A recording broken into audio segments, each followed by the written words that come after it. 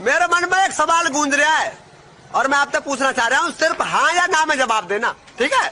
तो सवाल है, क्या आपके घर वालों को पता है कि आप पागल हो? हाँ या ना? हाँ या ना? गाइस, अगर सुंदर होना गुनाह है तो मैं गुनाह कबूल करती हूँ। नहीं दीदी, जितनी सुंदर आप है ना, सिर्फ गुनाह ना एक्सेप्ट करें, आपको तो फांसी होनी चाहिए।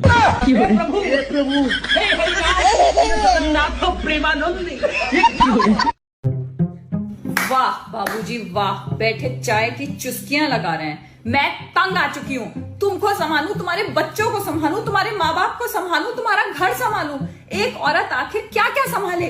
औरत सिर्फ अपनी जबान संभाले, बाकी सब खुद ब खुद समझ जाएगा। अच्छा तो मैम ये बताइए कि आप घर पर कौन सी लैंग्वेज यूज करते हो? लैंग्वेज? मैं घर पे गूंगी रहती हूँ, अगर बोलती हूँ तो कलेश हो जाता है। शुगर बढ़ गई है, डॉक्टर ने फीकी चाय पीने को बोला है। अब मैं अलग अलग चाय नहीं बनाऊंगी, लड्डू खाकर पी लेना, फीकी लगेगी।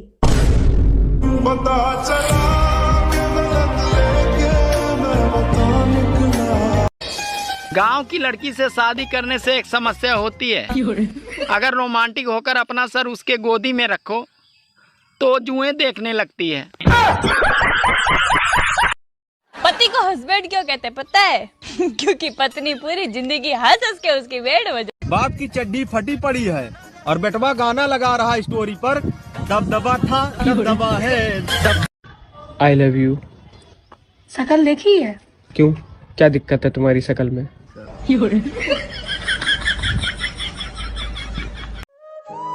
पहले नानी दादी के घर बच्चे पैदा होते थे, इसीलिए वो बार बार नानी दादी के घर जाते थे।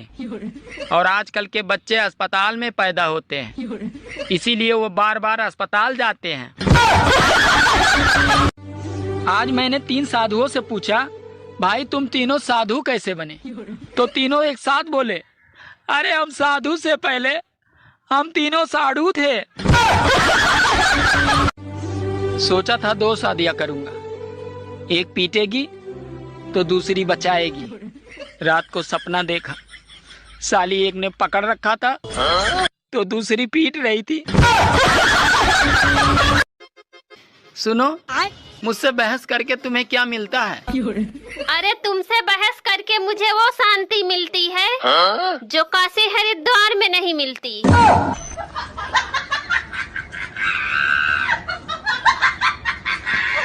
आपकी शादी हो गई? हाँ हो गई है। किससे हुई? लड़के से। हाँ तो मैडम, शादी तो लड़के से ही होती है ना? नहीं, मेरे भाई की तो लड़की से हुई है।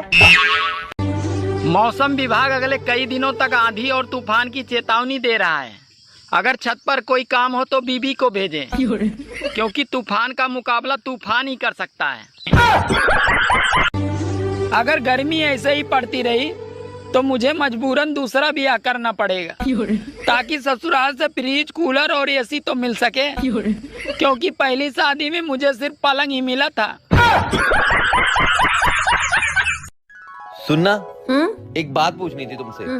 याद है शादी के बाद विदाई में तुम बहुत रो रही थी, फिर तुम अपनी मम्मी के पास गई। तुम्हारी मम्मी ने ऐसा क्या समझाया कि तुम बिल्कुल चुप हो गई? मेरी मम्मी ने? क्या बोला? मेरी मम्मी ने ना सिर्फ यही बोला था कि बेटी रो मत, अगर भगवान ने चाहा ना तो तुझे ले जाने वाला खुद रोएगा।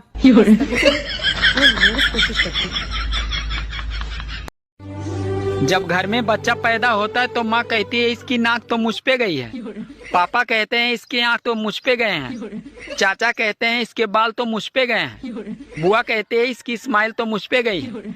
और वही बच्चा जब जवान होकर कोई लड़की छेड़ देता है तो सब लोग यही कहते हैं, पता नहीं साला ये हरामखोर किस पे गया है। मैं आपको एक गाना सुनाऊं?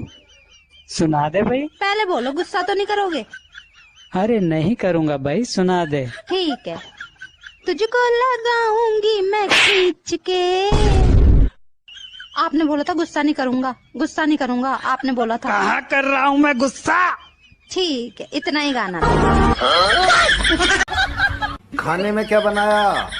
बैगन की सब्जी। फिर से बैंगन की सब्जी? तुम्हें पता नहीं, ज्यादा बैंगन खाने से आदमी अगले जन्म में गधा बनता है।